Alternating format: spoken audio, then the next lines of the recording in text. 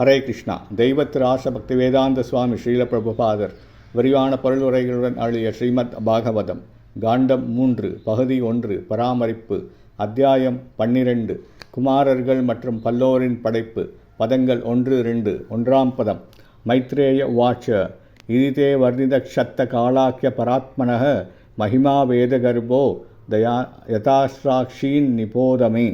மொழிபெயர்ப்பு. ஸ்ரீ மைத்ரேயர் கூறினார், ஓ கல்வியைச் சிறந்த விதுரனே, இதுவரை காலம் போன்று செயற்பட்டு வரும் முழுமுதற் கடவுளின் பெருமைகளைப் பற்றி உனக்கு விளக்கினேன். இப்பொழுது நீ என்னிடமிருந்து அனைத்து வேதங்களுக்கும் உறைவிடமாக திகழும் பிரம்மதேவரின் படைப்பினை பற்றி அறிந்து கொள்வாயாக. இரண்டாம் பதம் சசர்ஜாக்ரே த தாமிஸ்ரம் அததாமிஸ்ர ஆதிகிருத் மகாமோகம் ச மோகம் ச தமஸ் சாஞான விருத்தய.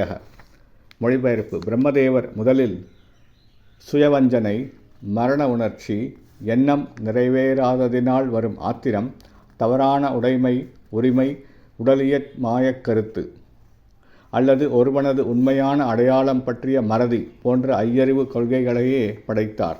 பொருளுரை. பல்வேறு வகையான உயிரினங்களை படைப்பதற்கு முன்பாக ஓர் உயிர் இப்பூத உலகில் வாழ்வதற்கான சூழ்நிலைகளையே பிரம்மா படைத்தார்.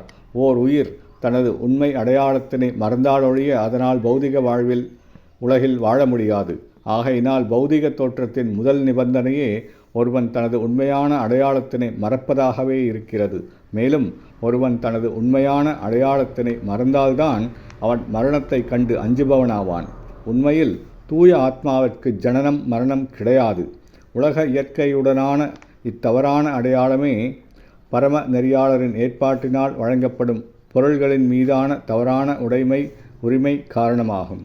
உயிர் வாழிக்கு வழங்கப்படும் அனைத்து பௌதிக வளங்களும் பந்தப்பட்ட அவனது வாழ்வில் அவன் அமைதியான வாழ்க்கை வாழவும் தன்னுணர்வு பெறுவதற்கான தனது கடமைகளை முறையாக நிறைவேற்றுவதற்குமாகத்தான்.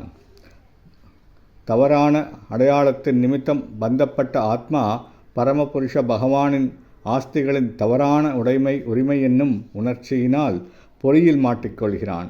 இச்லோகம் பரமபுருஷ பகவானின் படைப்பே பிரம்மதேவர் என்றும் பௌதிக தோற்றத்தில் உயிர்வாழிகளை பந்தப்படுத்தும் ஐவகை அஞ்ஞானங்களும் பிரம்மதேவரின் படைப்பே என்றும் கூறுகிறது.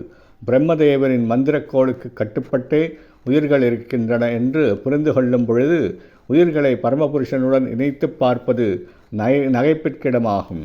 பதஞ்சலியும் கூட இங்கே குறிப்பிடப்பட்டிருக்கும் ஐவகை அஞ்ஞானங்கள் உண்டு என்று ஏற்றுக்கொள்கிறார். ஹரே கிருஷ்ணா.